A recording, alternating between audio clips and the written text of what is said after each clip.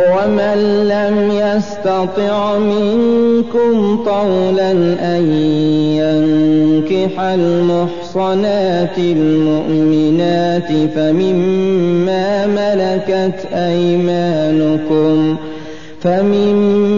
ملكت أيمانكم من فتياتكم المؤمنات، والله أعلم بإيمانكم بعضكم من بعض، فانكحوهن بإذن أهلهن وآتوهن أجورهن بالمعروف محصنات غير مسافحات ولا متخذات أخدان، فإذا أحصن فإن أتين بفاحشة فعليهن نصف ما على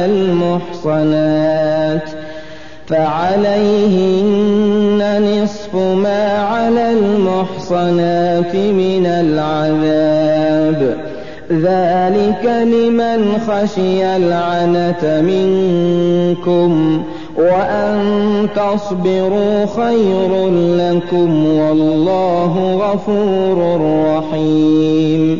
يريد الله ليبين لكم ويهديكم سنن الذين من قبلكم ويتوب عليكم، والله عليم حكيم.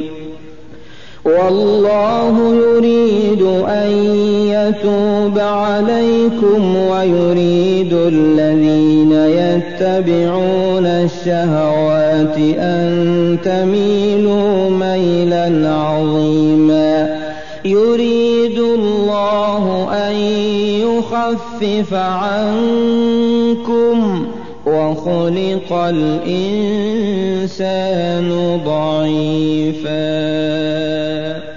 يا أيها الذين آمنوا لا تأكلوا أموالكم بينكم بالباطل إلا أن تكون تجارة عن تراض منكم، ولا تقتلوا أنفسكم إن الله كان بكم رحيما.